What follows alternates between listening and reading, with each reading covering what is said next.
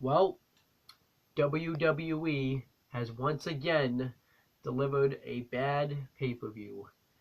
This is like the third one in a row now, and the WWE just continues to suck. Um, Backlash was bad. Um, it was crap. Um, Backlash, yeah, it was bad. Extreme Rules was slightly better, but not by much. That was pretty bad too. And Money in the Bank was another bad show. I would say out of the three, Money in the Bank's been the best one, match quality wise, but that's really not saying much. They made some stupid booking decisions, and yeah, WWE just can't help themselves but to make stupid booking decisions. This was a show I was really looking forward to, and it was really hard for the WWE to make this show suck, but the WWE found a way to make this show suck. It's just really weird. WWE, when it comes to making things suck, they can deny the impossible. Like there's no reason the show should have sucked, but WWE found ways for it to suck. I'm not going off my nose. I'm not going to do this like a typical review because one, I'm tired. I want to go to bed because I got to get up at 6 a.m. to go to work, and another reason is because I have my allergies are acting up. So it's just yeah. So let's just talk about this show. I'm just gonna go over it like in a not really the typical way. I'm just going to shoot off the fences. So we had the pre-show. We had the panel of Renee Young, Sam Roberts, and Booker T. Thought Booker T was slightly better on the pre-show. He's still pretty terrible. Why is Booker T doing the panel if he's commentating for Raw? Why wasn't David Otunga out here for it? That's pretty stupid. Booker T, either you're Raw or you're Smackdown. You can't be both. So it's weird. Sam Roberts, I like him on the panel with Renee Young. She gets so mad that she can't see Dean Ambrose, but yet she does panels. Like she can at least see Dean Ambrose once a month. So it's like pretty much Dean Ambrose is her period. So whatever. And they interview Naomi about the Money in the Bank ladder match, the first ever women's Money in the Bank ladder match. And she talks about how people are pumped up to go out and fight for it. She talks about how she's looking forward to seeing how it plays out, and she wishes she could be a part of it herself. And Booker T was actually kind of being tough on Naomi. He was talking about how, what are you gonna do when if the Money in the Bank contract holder challenged you for the championship, and he was like, and then she's like, I don't know, I've never had to deal with something like that before. And then he was like, well, if you don't know how to take it, then I guess you're not a world champion. And then she says that she didn't really know how to study Lana because she didn't have any footage. So he was pretty much laying it into Naomi, which I thought was kind of funny. But she pretty much just talked about the Money in the Bank match and how she'd rather face anybody. And then the Usos had a Q&A segment. I thought it was pretty decent. It's just that the Usos suck on the mic, so it made it bad, kind of. But this was the best they've been on the mic since in the past few weeks. They say that day one-ish means that what did they say that meant? They said that means that they've been fighting together since day one. They talk about how they're going to defeat the New Day tonight and how they've wrestled before and they know each other's numbers, and how how it's pretty much unfair because it's a 3-on-2 advantage. And then they talk about dream tag teams they'd like to face. So overall, I thought they were pretty decent on the mic there. Then we had the actual show itself. Well, then we had the match on the pre-show. It was a tag team match between the Hype Bros and the Colognes.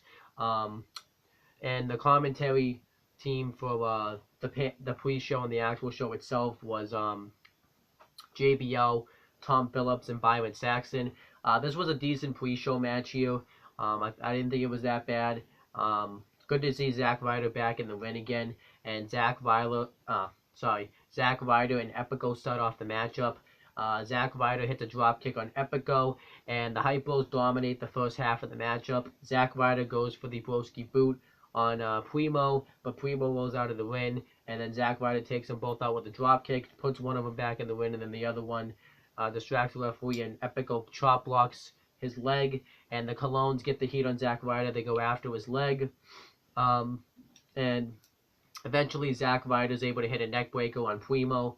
No, I think it was Epico, and then Mojo Rawley gets the hot tag on Primo, and he starts going off on him. He hits Hyper Drive on Primo, but covers him, but Epico breaks up the pinfall, and then eventually Mojo Rawley hits a big right hand in the corner, and then the Hype Bros hit Hyper Drive for the win. So that was that. I expect the Hype Bros to go after the SmackDown Tag Team titles. I don't know if they're going to have Zack Ryder turn on Mojo Rawley. I think that would make sense considering the success that Mojo Rawley had since he was gone. So that would make sense. But overall, I thought this was a decent little pre-show match here. Nothing fancy.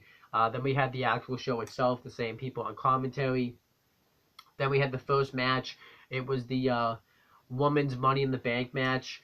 Charlotte Flair versus Natalya versus Carmella with James Ellsworth ringside versus Tamina Snuka versus Becky Lynch. No surprise entrances like they promised. You know, I thought Asuka was going to...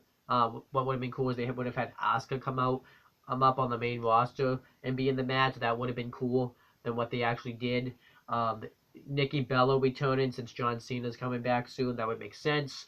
And then you have the lame surprise of Eva Marie, which would have been lame. Or a certain someone else that was on this show that, you know, would have actually been pretty cool. If you're going to have her on the show, why not have her in the match? But no, they didn't do that. They just had the match. Overall, the match I actually enjoyed. It was really a big spot fest, which I'm glad that it was because that's what you need. All the women except Tamina Snuka go out and get ladders. And Tamina takes out everybody. She takes out Charlotte Flair with a big boot. She takes out Natalya once she puts a ladder in the win. She takes out Becky Lynch. Then eventually Charlotte Flair hits big boots on Tamina and Natalya. And Tamina takes out Charlotte Flair. And there was a spot where Tamina slingshotted Natalya face first. Whilst there was a ladder set up, which I thought was pretty cool. There was a weird spot, though, that I didn't like, where Natalya and Becky Lynch were doing like a tug-of-war over the ladder, and she was telling them to put it down. I thought that was terrible. And then they just take out Tamina with the ladder.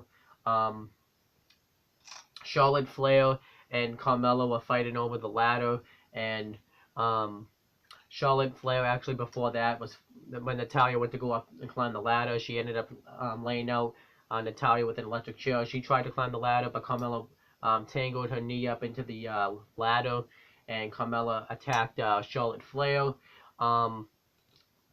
And yeah, the match continues pretty much. Natalya gets Becky Lynch into a sharpshooter. Tamina Snuka hits a super kick, and Charlotte Flair hits a lot of people with ladders. It was just really a big spot, big spot, big spot. Eventually, Charlotte Flair attempts to spear Tamina Snuka through the ropes, but it was botched. Can get all the moves perfect, right? And then eventually Charlotte Flair like tackles her into the steps. Then she hits like a weird moonsault off the turnbuckle onto Tamina Snuka and Natalya, taking them out. And then Carmella and Becky Lynch are gonna go in the win and get the ladder, well, get the briefcase.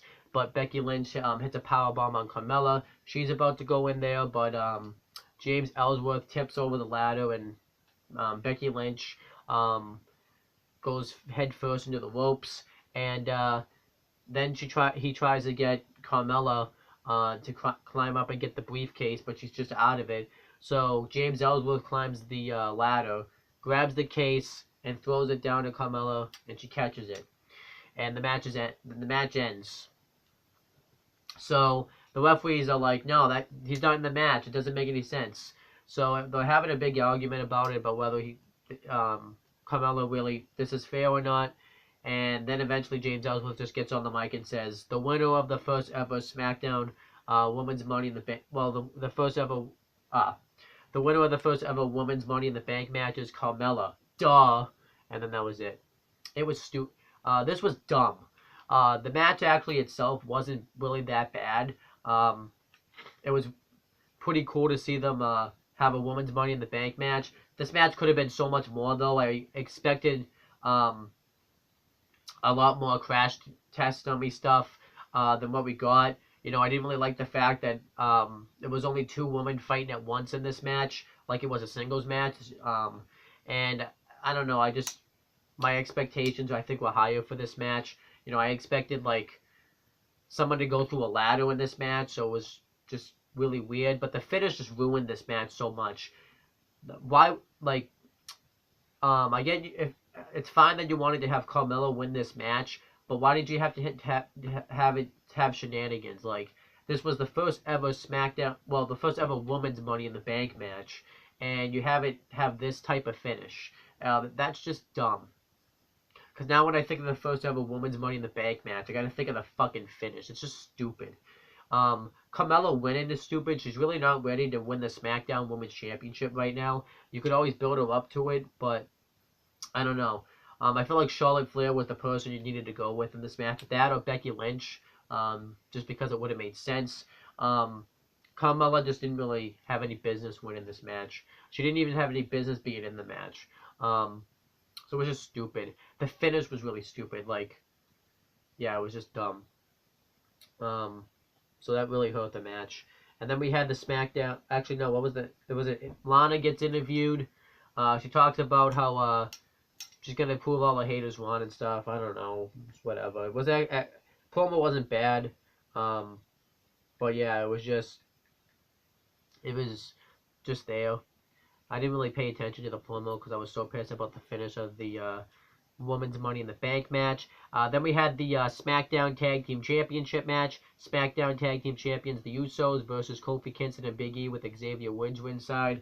The New Day cut a promo talking about how they're going to defeat the Usos for the SmackDown Tag Team titles and how they're going to turn the Usos Penitentiary, I think at least that's how you say that, into the New Day's playpen, and they make a bunch of jokes about it. It was actually pretty funny.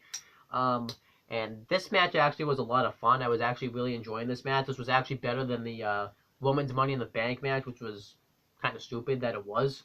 Until the finish. That really ruined this match. But yeah, the New Day, and so Kofi Kingston and one of the Usos start off the match, and they start chain wrestling each other. Kofi Kingston hits a drop kick. One of the Usos hits a body slam on Kofi, and then eventually Kofi hits a right hand while the Uso is trapped up in the ropes, and he tags in Big E, and Big E hits a splash on that same Uso, and then eventually Kingston gets tagged back in, and one of the Usos makes a blind tag on the other one. I hate reviewing an Uso match because you don't know which one's which.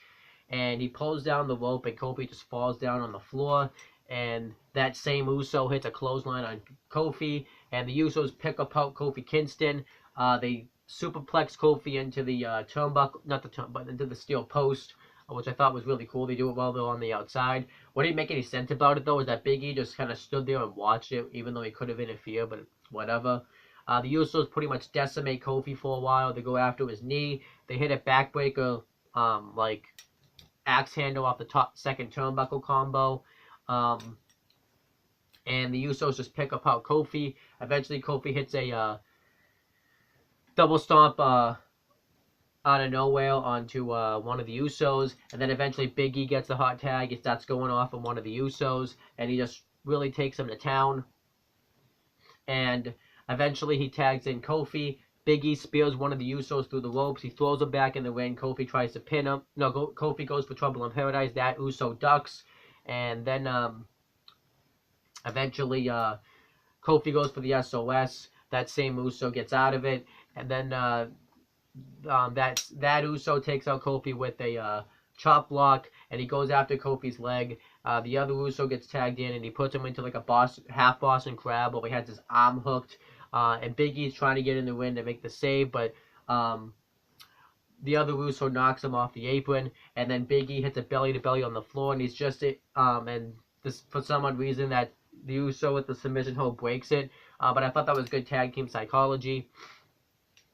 And then Kofi hits And then the other Uso, the same Uso that had the submission, hits a super kick on Kofi, but Kofi had made a tag to Big E, and that Uso didn't see it. And then the same Uso goes to hit a splash off the top turnbuckle, but Big E catches him like he's going to do a big ending.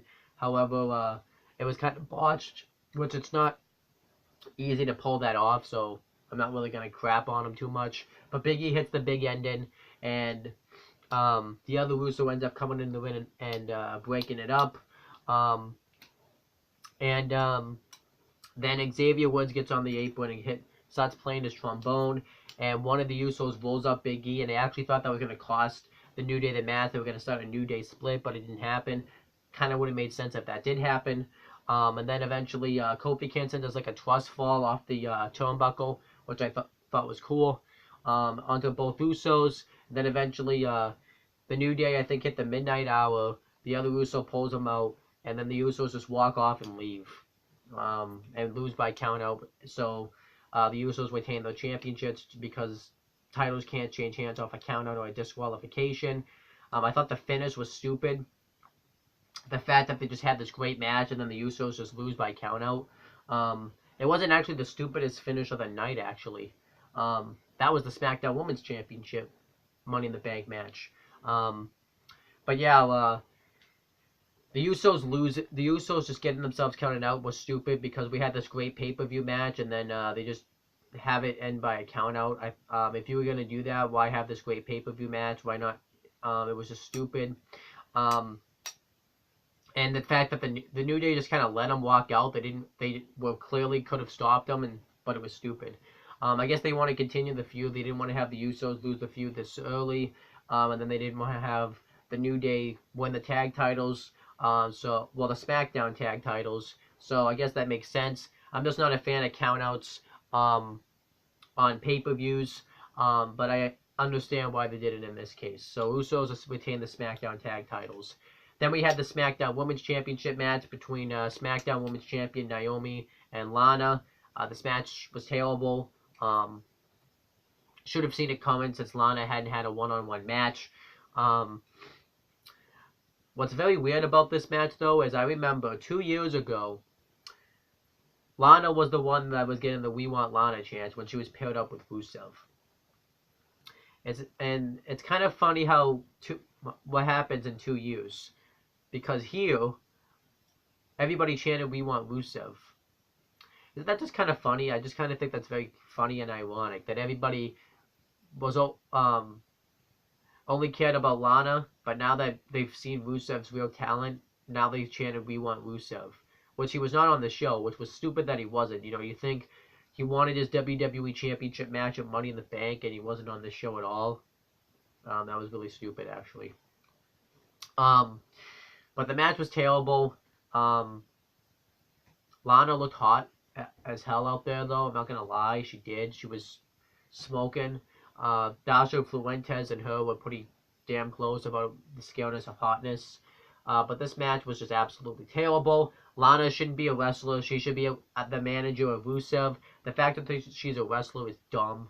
The fact that they're going to split Lana and Rusev up is really stupid. Because they tried this before back in 2015 and it failed. That's just dumb. I hope, Lana shouldn't be a wrestler. Just because you can put Lana in the ring doesn't mean you should. The fact that Lana was in a SmackDown Women's title match was just really stupid. The only reason they did this was because all the other SmackDown Women's talent, except Eva Marie, was in the Money in the Bank match. This match was probably this match was just shit. Naomi dominates the first half of it, and then eventually Lana takes out her knee. She suplexes her knee twice into the bottom rope, and Lana just goes after the knee. She hit some terrible moves. She hit a terrible submission with the knee. It was just stupid. Naomi hits those weak, stupid-ass kicks on her. She hits the wheel view, which Lana kicks out of. A great way to put over that finisher. Then Lana hits the one-handed spine buster, covers Naomi. Naomi kicks out. Then the match just gets really stupid. Carmella comes out, acts like she's going to cash in the Money in the Bank, but then she doesn't do it. So this distracts Lana long enough for Naomi to get that submission in, which she calls Feel the Glow. And Lana taps out, Naomi retains, and Carmella decides not to cash in.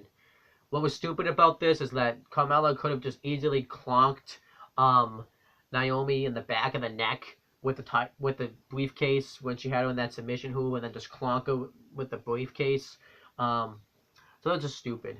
Carmella didn't really seem like a bad option to win the Money in the Bank because she has that character that can just easily go out there and have that opportunistic character, but it's just really stupid about the way that she won, and it's really stupid that, that she won the first Money in the Bank match for the woman. Then we had the Fashion Vice. I actually enjoyed this segment.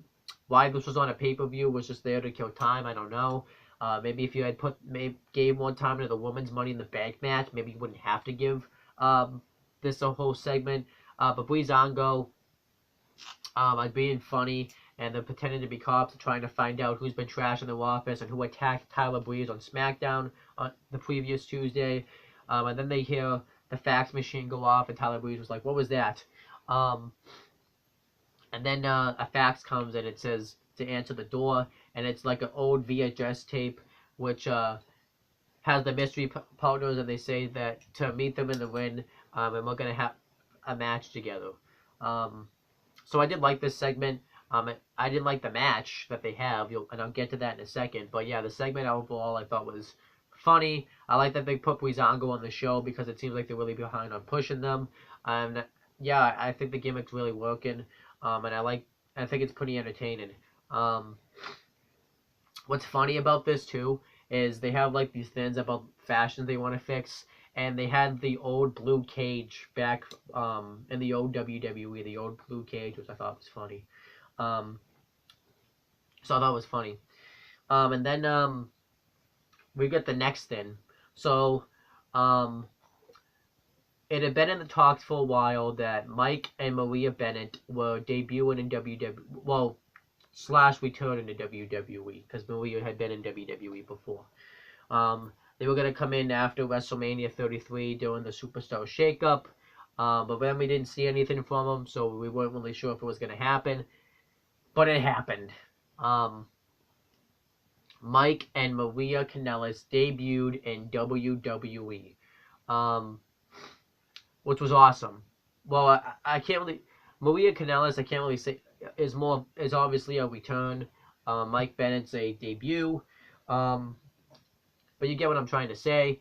If Maria Kanellis was there, though, why didn't they have her win the Money in the Bank match? That actually would have made sense.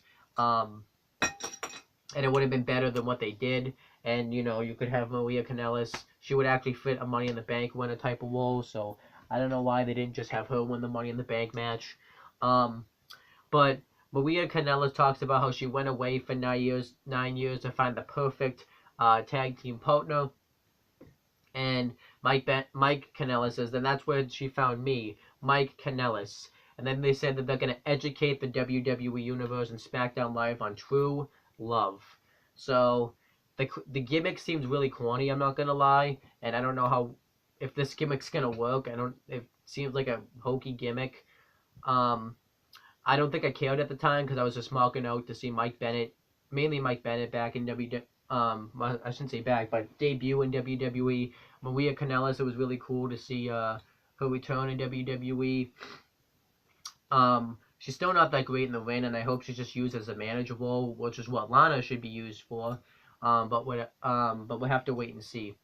But I'm really this was the highlight of the show. This was, other than the main event, but this was seeing Mike and Maria Kanellis in WWE was awesome.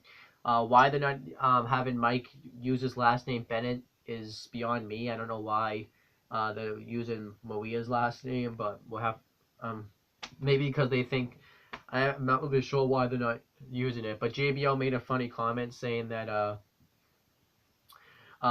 he's like I can't believe he took her last name. I thought that was hilarious. And then we had the WWE Championship Match. WWE Champion Jinder Mahal with the Sin Brothers versus Randy Orton. So, they had the Hall of Famers out there. I guess wrestlers that have made their names in St. Louis. We had Greg Gagne, Larry the Axe Hinnon. I'm trying to think who else. There was somebody else out there. I don't really remember his name. Ric Flair was out there. which makes sense. And just, Randy Orton and Ric Flair were in Evolution together, and then we had Sergeant Slaughter out there. So you had all those people out there. It was in Randy Orton's hometown, and the first thing I'm gonna crap on is that Jinder Mahal got this grand entrance, but yet Randy Orton, it's in his hometown, and he doesn't get his grand entrance. I thought that was actually pretty stupid. But we had the match itself. This match was slightly better than the Backlash match, but not much. This match was not a pay-per-view quality match at all. It was probably a Smackdown TV match. And yeah, it's just still why they put the WWE Championship on Jinder Mahal is beyond me. Randy Orton dominated him the first half of this matchup, and he beats the crap out of him. Jinder Mahal eventually throws him out of the ring, and he works over the injured knee for a long-ass time. Eventually, Randy Orton hits a backdrop onto the barricade, knocking him down on Cowboy Bob Orton, who was also out there. I forgot to mention that, actually, which was kind of important. And then Jinder Mahal hits like a shin breaker onto the announcer's table. And then he does it again later on onto the barricade. And he just really works over the knee of Randy Orton. He gets him into the figure 4 leg lock right in front of Ric Flair, which I liked. And then Randy Orton's able to reverse it, but Jinder Mahal gets to the ropes. Jinder Mahal hits a clothesline, and he tries to do the superplex off the top, Randy Orton's old finish, old move. But Randy Orton fights out of it, hits one himself, and then he covers him. Jinder Mahal kicks out, and then he hits his comeback, the typical Randy Orton moves, the draping DDT. And then eventually he hits the RKO on Jinder Mahal, and then he covers him. The Sin Brothers put Jinder Mahal's foot on the bottom rope. So Randy Orton's pissed about this, but the referee's going to disqualify Jinder Mahal since they interfere, but Randy Orton just has him ejected from ringside. So they have to leave, and then eventually instead of leaving, they try to attack Cowboy Bob Orton, but Randy Orton beats the shit out of the Sin Brothers. He hits a backdrop onto the announcer's table onto one of them, and then he hits an RKO through, then he hits the RKO on the other one, then he hits an RKO through one of them through the announcer's table, and then Jinder Mahal hits the New Colossus for the win. The match was average. They pretty much had Jinder Mahal take like a 20-minute nap during this whole match, while Randy Orton beat the crap out of the Sin Brothers. So, yeah. And, yeah. Why does WWE, consider it a home field advantage? I get you have home field advantage, but why do they consider it, good luck if you're in your hometown? If anything, that's a bad thing if you're in hometown, because you always lose in your hometown. Randy Orton, WWE never has you win in your hometown. Randy Orton lost right in front of his dad and right in front of all his hometown folks. So whatever. Where Randy Orton goes from here, I don't know. I don't really care. Jinder Mahal is probably going to feud with Cena or Rusev for the title. Probably both, just don't know which order. And then John Cena, out of all the times he's going to choose not to bury a talent, he'll probably won't bury Rusev. John Cena, use your politics, buddy, because we need them. I never thought I would ask that. John Cena to bury a talent. Kind of funny how that works out. But watch, now Jinder Mahal is going to defeat John Cena clean on pay-per-view. Now I'm going to flip it off. And then there was something, then we had another tag team match on the show, Breezango versus the mystery opponents that have been attacking Breezango is none other than the Ascension. The Ascension suck. Why they're still in the company is beyond me. Connor's fat, needs to get in shape. The match sucks because the Ascension suck, and Breezango win with a roll-up. Moving on. Why was this on the pay-per-view? I don't know. I get you want to give Breezango on the show, but the Ascension don't even belong to be sniffing a pay-per-view. The Ascension should be cleaning the locker room backstage. They're terrible. I really hope that the Authors of Pain destroy their record as the longest reigning NXT Tag Team Champions, because the Ascension don't have the right to have that record. Connor, hit the gym. You're fat as hell. And, yeah, just go away. Then we had the main event. It was the Money in the Bank ladder match for the men. It was the competitors Shinsuke Nakamura AJ Styles, Kevin Owens, Dolph Ziggler, Sami Zayn, Baron Corbin, and I think that's it. This was the best match on the show, which is insane much because all the other matches were good but had fuck finishes. This one did not have a fuck finish, which I'm happy about. Before the match starts, Baron Corbin attacks Nakamura when he's trying to come out, beats the shit out of him with the ladder, hits him with a camera, and completely takes him out, which I kind of have a problem with because they're making Nakamura look like a bitch, and Nakamura just hasn't really been able to get over because the WWE won't really let him get over, because they didn't have him wrestle for a month in his debut, and then when he did, they had him sell. It's stupid. And yeah, I get you wanted to make Baron Corbin look like a badass, but why didn't this happen to Sami Zayn? That actually would have made sense. Not like Shinsuke Nakamura was out of this match for like a good 50 minutes. But overall, I really enjoyed this match. I like how it started off really slow and then it really picked up towards the end. The heels pretty much beat up the faces. Sami Zayn hits a flip dive over the top rope on Owens. Corbin and Ziggler beat the shit out of Styles. They both hit him with a ladder. Then Corbin decks Ziggler, and then Corbin goes to set up a ladder. Ziggler super kicks him, and yeah, pretty much the match after this just was a good ladder match. Kevin Owens takes out everybody with the ladder at one point, and Sami Zayn and Owens had some good exchanges with the ladder. There was a spot where Kevin Owens went to dive on everybody on the outside while they were fighting, but Sami Zayn picks him. Tosses him off the turnbuckle onto another ladder, onto a ladder where it like bends the ladder so Zayn couldn't use it. And Ziggler and Sami Zayn brawled for a while and went to take each other out. Sami Zayn hit a Blue Thunder Bomb on Ziggler. One thing I didn't like about this match was there was a spot where you heard like a big move happen, but the camera didn't catch it because they were catching Sami Zayn trying to climb the ladder, which I thought was stupid. The WWE camera crew is absolutely terrible. Some of the camera work is just shaky and stupid. But what else happened in this match? You know, I like how they had Sami Zayn almost win it a bunch of times in this match, showing that he could just come that close. AJ Styles hit a phenomenal forearm while Sami Zayn was trying to climb the ladder. Sami Zayn hit a sunset flip powerbomb on Ziggler. Ziggler hit a zigzag to Corbin while he off a ladder, and then AJ Styles got chokeslammed by Corbin through a ladder. Sami Zayn hit a reverse exploder suplex on the apron on Owens. Kevin Owens hits a wicked low blow on Zayn, which I thought was great considering their storyline. No pump up powerbomb by Owens, which I kind of have a problem with. I kind of wish he had hit it off a ladder, but whatever. Ziggler got like thrown back first by Corbin into a ladder, which was really cool. AJ Styles hits a Death Valley driver off the apron onto a ladder on Owens. But that was awesome actually. And then eventually Corbin hits a deep six on the floor onto, I believe, Sami Zayn. I forget exactly who he hit it on. He throws Ziggler twice into the announcers table. Just a really good match all around.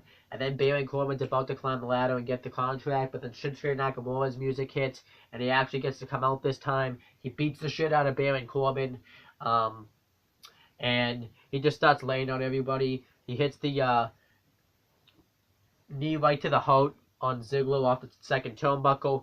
He hits a side knee on him afterwards. He hits a Keem Sasha on Sami Zayn. He hits one on Kevin Owens on the outside. And then he's about to climb the ladder, but then he sees AJ Styles climbing it. And they have like an epic stare down, and they both grab the ladder and move it over, and they're just going to go. And they do a really good job of setting this up.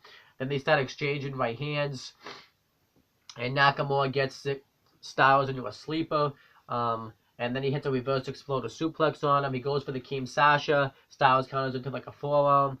And then they both start climbing the ladder. They both exchange blows on each other. My only gripe is that I feel like they had too much contact with each other, because I get they want to build to a match at some point. But I think I just would have been fine with them just doing the right hands with each other. I get you wanted to give something for the hardcore fans. but I would have just preferred the right hand, and then that's it. But I did like what happened at the end. Baron Corbin comes in at the end. He knocks off Nakamura and Styles, which got him great heel heat. And then he climbs up, grabs the contract, and wins. I think Baron Corbin was the perfect person to win this match, just because you have Baron Corbin, who's WWE wants to make their top heel. And I think that totally makes sense, just because he's a great heel. And none of these other guys needed to win. You know, you have Dolph Ziggler. It would be nice, but it really he just wasn't winning this match, let's be honest. And quite frankly, I don't really care for this run of Dolph Ziggler, so I'm not interested in it. AJ Styles, he's already established enough where he could just easily go challenge for the championship, and he doesn't need to win the contract. Kevin Owens is doing his whole Face of America thing. Shinsuke Nakamura and Sami Zayn, you can just properly build up to become champion. You don't really need to have him win it. The fact actually that Sami Zayn came so close was really cool. I hope he eventually does become WWE champion. But yeah, Sami Zayn just doesn't have the back in the locker room either. At least Nakamura, I would say, does. But Sami Zayn's always that type of superstar too, where you can always have him come this close and everybody would love it. So overall, that's what I have to say there. And then one spot I forgot to mention in this match, though, that I want to mention is AJ Styles there was a spot where AJ Styles was trying to grab the contract, but Ziggler pulls the ladder out from under him and he just watches, and then Styles is trying to hang on, but then he ends up falling face first on the floor. I thought that was actually a really good spot. My favorite spot of the match, probably, other than the Styles Nakamura spot. But yeah, this match I thought was a really good ladder match. I'm not sure if it's match of the year contender, but I thought it was a really good match, and it gets me hyped up to want to see a Nakamura Styles match. It looks like it's going to SummerSlam. Happen at SummerSlam. If anything, I would have I wanted to wait till WrestleMania, just because of the fact that it's more of a WrestleMania match and have Nakamura and Styles. I mean, you could always do the match at SummerSlam, have them both be face, and then have one of them win. And then Styles probably turn heel on Nakamura, because I don't see Nakamura really working as a heel. But we'll have to wait and see. Afterwards was Talking Smack with the panel of Renee Young and Booker T. They interviewed Naomi about the Smackdown contract and stuff like that. Jinder Mahal talks about the same stuff he's been talking about. Baron Corbin talks about how he's going to possibly cash in and how great he is. Same thing he always says on Talking Smack, so I'm not really going to get into detail there. Talking Smack was decent. The whole pay-per-view I thought was pretty bad. It's none of the matches really they had for my star. I'll just do my star ratings for each match. This is where I have to look at my phone for this. For the pre-show, I'm gonna post these in the description. I'm probably gonna rate that match 2 stars, just an average little tag match, but nothing terrible. For the SmackDown Woman Money in the Bank match, this match was actually gonna be a 3.25 star. However, because of the finish, it's going down to 3 stars. Just a good Money in the Bank match. If the finish hadn't been shit, this match would have been higher. For the SmackDown Tag Team Championship match, probably gonna give that match 3.25 stars. Like again, the finish ruined that match. Naomi Lana SmackDown Women's Title match, 1 star. Terrible match. Terrible booking, including Carmelo in there. That was just weak. Terrible. WWE Championship match, probably 2.5 stars. It was better than the Backlash match. Better than I thought it was going to be, but just an average match. It's pretty sad if the WWE Championship match is a 2.5 stars, and it involves a guy that pretty much has been a jobber his entire career. For the regular tag team match on this show between Breezango and the Ascension, probably going to give that match 1.25 stars, just because Breezango got on the show and they won, so that's cool. Seems like they're still are behind them. Then for the SmackDown Money in the Bank match, I'm probably going to give that match probably 3.75 stars, because I thought that was a really good Money in the Bank with the right person winning and had a lot of good spots in there. So yeah, not that good of a show, Matt. Had a lot of fuck finishes. I'm fine with having them once in a while, but yeah. And I just didn't really like the fact that they just Just didn't really think the pay-per-view delivered. It just felt like WWE kept making a mistake. Things I did like on the show was I did like why the Breezango stuff was really unneeded on this show. Let's be honest, that was more of a SmackDown segment, not a pay-per-view segment. You know, the fact that you had the Usos and the New Day have this great SmackDown tag title match on pay-per-view, I'm really enjoying it. Then you just have it end on a count out. Fuck that. The fact that the first ever SmackDown woman, I keep messing that up. The fact that the first ever women's Money in the Bank match is gonna have a fuck finish. You know, like this was a match you really put a lot of hype into, and you're gonna have that be the finish to it. Give me a break. What else? That SmackDown Women's Title match. That was a piece of shit of a match. The fact that you're having Lana wrestle is really stupid. She shouldn't be a wrestler. And then what else? The WWE Championship match. I mean, it's an average match. I mean, what do you want me to say? Randy Orton and Jinder Mahal just, yeah, that's just epitome of average. And then Jinder Mahal. Why not have Jinder Mahal win, like, be in the match? No Rusev on this show. Like, if you're gonna have Rusev appear, why wasn't he the one that attacked, like, Sami Zayn, insert himself in the SmackDown Money in the Bank match and have him win it? That would have made sense. Stupid. The best part on the show was the main event, and Mike Bennett, I can't call him that anymore. Mike and Maria Kanellis debuting / returning. And yeah, the performers I thought did the best they could to perform good matches, but but the creative and the writing just really ruined the show. If I had to rate this show, I'll probably rate it probably a 4. It wasn't like completely terrible. I'm probably just gonna rate it a 4.5 out of 10. Because it's not average, but it's not like it's not like as bad as Backlash. It's not as bad as Extreme Rules. But yeah, the fact that my expectations I think were really high for this show, and WWE just let me down. This show could have been the best show of the year, but it just ended up probably adding to the list of worst shows of the year. And yeah, WWE just needs to. They got to do something. I don't even think Cena can even save this crap, because Cena could just make it worse. I don't know what WWE is gonna do. Like, I'm really hoping Great Balls of Fire is gonna be a good show, because that actually looks like a good pay-per-view. You're gonna get Brock Lesnar, Samoa Joe for the WWE Universal Championship, and I'm really stoked for that match. Rollins and Wyatt feud could be entertaining. Even though the name's called Great Balls of Fire, hopefully WWE won't fuck that show up. But they found a way to fuck this show up, and I don't know. But anyhow, I'm really tired, and I'm just rambling on and on and on, and I'm gonna go to bed. And my allergies are just absolutely killing me right now. But that's pretty much it, guys. Thank you guys for watching this video. Let me know what you guys thought of the show down below.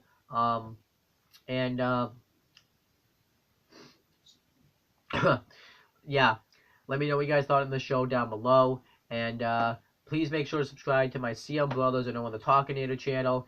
And make sure to subscribe to this channel for more content, because I'll be posting a video tomorrow. And now it's 2:09 in the morning. I'm going to go to bed. I'll probably upload. I'm not going to upload this right away. I'll probably upload this in the morning, just because, well, like mid-afternoonish, just because I'm really tired, and want to just go to bed. So that's pretty much it, guys. Talk to you later.